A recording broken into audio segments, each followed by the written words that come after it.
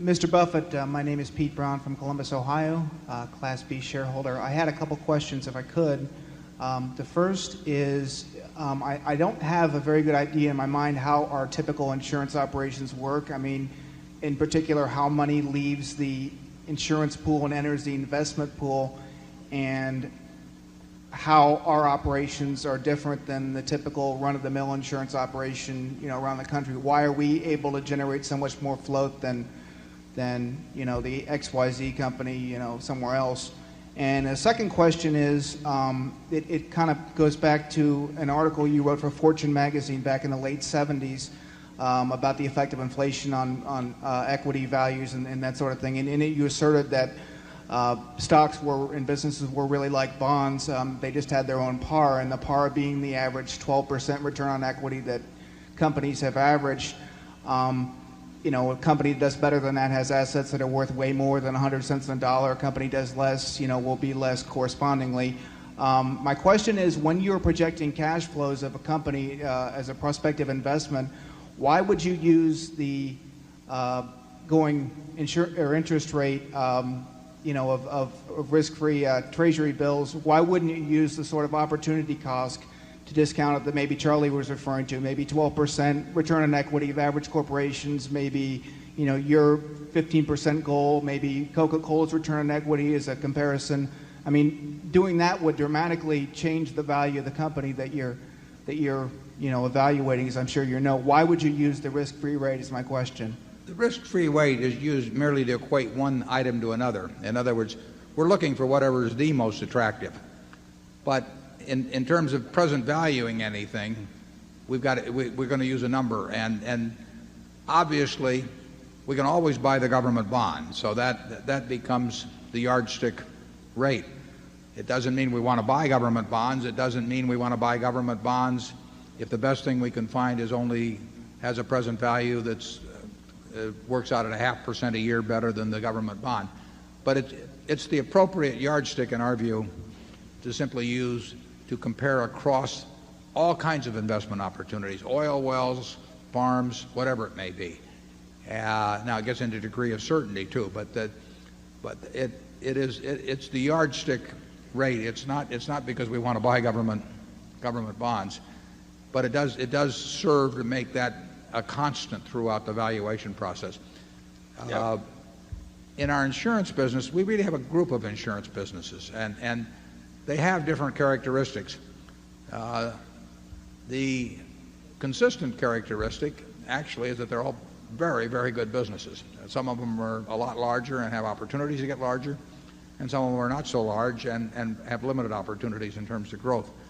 But every insurance operation we have is a distinct asset to Berkshire. We've got smaller workers' comp operation. We've got a credit operation, credit card operation. We've got a home state operation. We have all these different businesses, Kansas Bank, Sureties, whatever. They're all good businesses. Some of them don't develop a lot of float relative to premium volume. The nature of Kansas Bank or Surety is that it won't develop a lot of float. It just happens to be the kind of business they write. The nature of comp is that it develops more float because comp claims pay more slowly. You really should think of each one of those having different characteristics. GEICO is entirely different than the super cat business. They're both good businesses. In terms of how we invest the money when it comes in, we invest it when it comes in. I mean, we'll get a large super cat premium today, it's invested. Now, if we have a claim tomorrow, then we disinvest, and in a substantial way. If you take something like GEICO, the cash flow is always going to be positive probably on that. We won't have another Hurricane Andrew because we've backed out of the homeowners business to quite an extent. So month by month, the money comes in at a GEICO, and the faster it grows, the more the money that comes in. We have so much capital that we can basically put that money into whatever makes the most sense for Berkshire. So we have none of either the mental or psychological constraints or regulatory constraints that many insurance companies operate under. Many of them think they sort of should have this portion and this portion and that and so on. investments usually play second fiddle to the insurance business at most companies that are in the insurance business. We look at them as being of equal importance, and we run them as two distinct businesses. We do whatever makes most sense on the investment side, whatever makes the most sense on the insurance side. We never do anything on the investment side that will impinge on our business on the insurance side.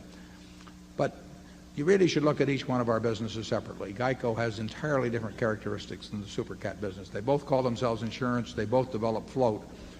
But in economic terms and in terms of competitive strengths and that sort of thing, they're two very different businesses. And our smaller businesses are different businesses. Some of those may grow reasonably well. We'll keep working on it.